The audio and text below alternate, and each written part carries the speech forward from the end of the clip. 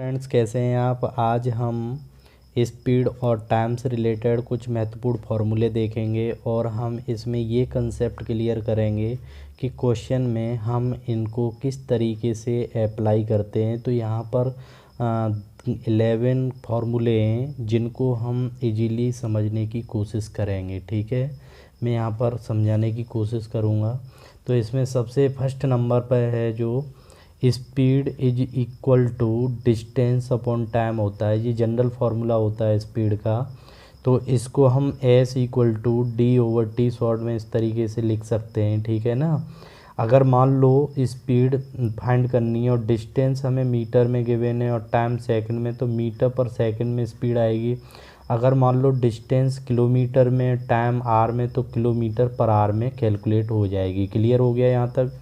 तो मुझे नहीं लगता है इसमें कोई प्रॉब्लम होगी। नेक्स्ट देखेंगे।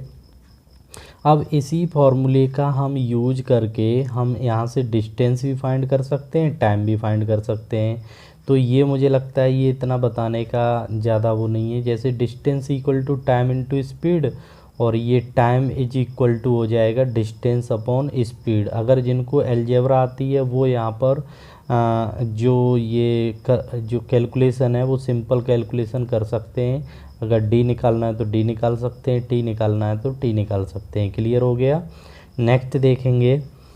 1 किलोमीटर पर आवर को अगर हमें मान लो, जैसे सपोज दैट इसमें किलोमीटर पर आवर गिवन है स्पीड, ठीक है, और हमें उसको मीटर पर सेकंड में कन्वर्ट करना है, तो हम क्या करेंगे, मीटर पर सेकंड में उसको बनाने के लिए 5/18 का मल्टीप्लाई कर देंगे। क्लियर।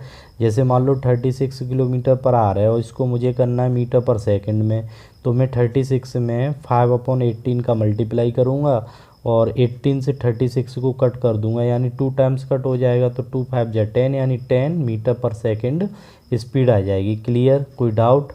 अगर मान लो जैसे कि अब नेक्स्ट है, जैसे मीटर पर सेकंड में स्पीड दी है और क्वेश्चन में हमें बनानी है किलोमीटर पर आवर में, तो हम क्या करेंगे, उसमें हमें कुछ नहीं, हमें 18/5 कर देना है। यहाँ पे 5/18 करना होता है किलोमीटर आर से मीटर पर सेकंड बनाने के लिए, और यहाँ पर हमें क्या करना होता है, मीटर पर सेकंड से आर में तो उल्टा कर देंगे, 18/5 कर देंगे। क्लियर हो गया।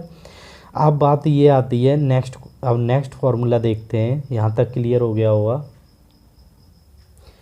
नेक्स्ट फार्मूला क्या है इसमें मान लो दो स्पीड गिवन है, जैसे ए एंड बी की 2 स्पीड गिवन है। मान लो if the ratio the speed of A and B is A और बी है। ठीक है ना, मतलब स्मॉल ए और बी गिवन है।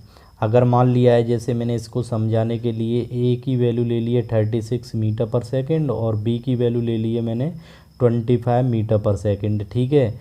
तो यहाँ पर क्या है कि अगर हमें मान लो ए और बी की स्पीड दे रखी है इस रेशियो में, तो इसमें क्या पूछेगा कि वो टाइम जो लगेगा दोनों को उसी डिस्टेंस को कवर करने में, यानी then the ratio of the time taken by them to cover the same distance, मतलब उसी डिस्टेंस को कवर करने में जो टाइम लगेगा। तो ये क्या होता है, इस स्पीड का जो रेशियो होता है टाइम के लिए उल्टा हो जाता है, यानी टाइम के लिए हो जाएगा बी रेशियो B/A। क्लियर हो गया। जैसे ये दिया, यानी कि उसमें जो टाइम लगेगा यानी 25:36, यानी 25 सेकंड लगेगा और ए को, और बी को लगेगा 36 सेकंड। क्लियर हो गया अच्छी तरीके से।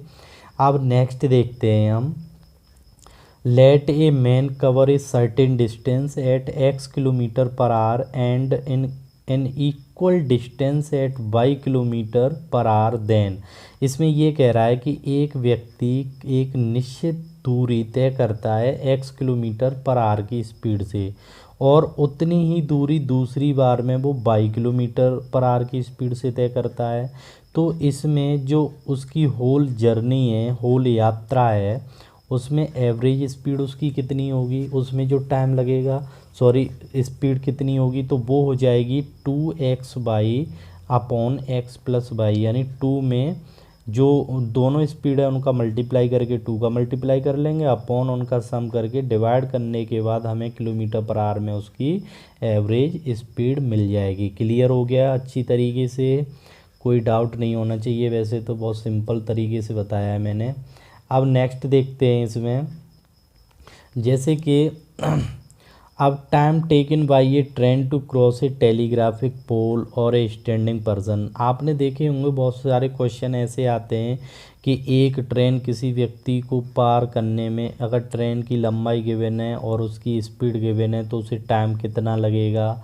तो कुछ नहीं करना होता है, जो उस ट्रेन की लंबाई होती है उस, अगर ये टेलीग्राफिक पोल या व्यक्ति को करेगी तब है ये कंडीशन, यानी कि उसकी जो ट्रेन की लंबाई है और उसकी स्पीड है, तो स्पीड से उस लंबाई को हम क्या कर देंगे, डिवाइड कर देंगे। पहले यूनिट भी फिक्स कर लेंगे, जो यूनिट सेम होनी चाहिए, पता चलेगा वो मीटर में वो किलोमीटर में, तो उसका थोड़ा सा ध्यान रखना, ठीक है।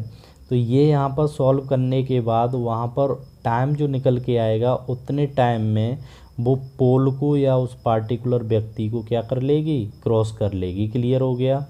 अब दूसरा कंसेप्ट इसमें आता है कि मान लो कि अब अगर ट्रेन किसी प्लेटफार्म या किसी पुल को या ब्रिज मतलब उसको क्रॉस करती है, ठीक है, तो उसमें उसको कितना टाइम लगेगा।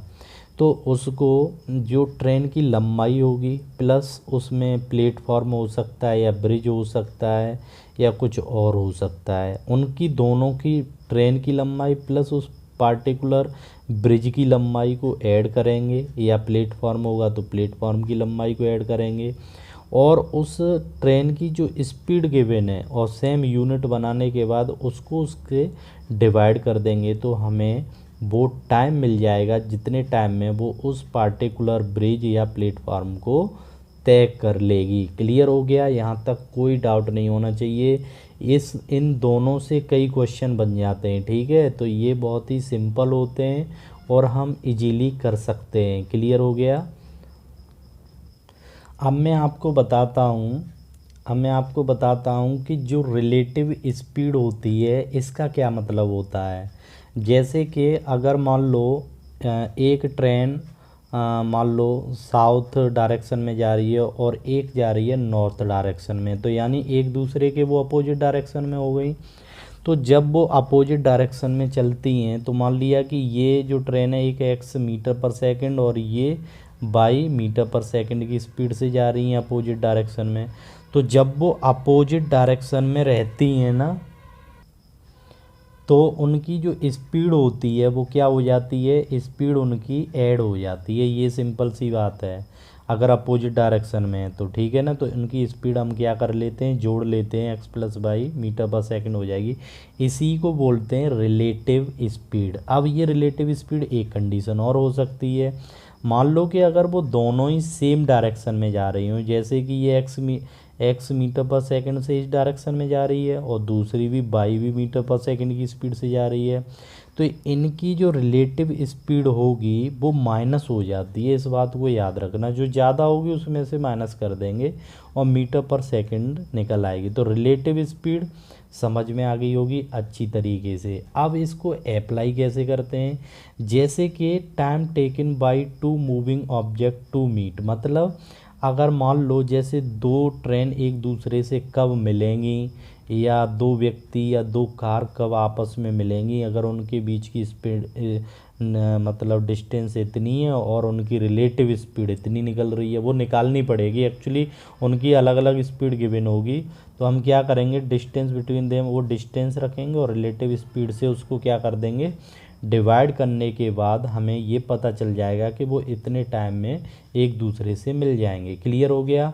तो हमारा वीडियो आपको कैसा लगा, ठीक है, तो हमारे चैनल को सब्सक्राइब करें और हमारे वीडियो को लाइक करें।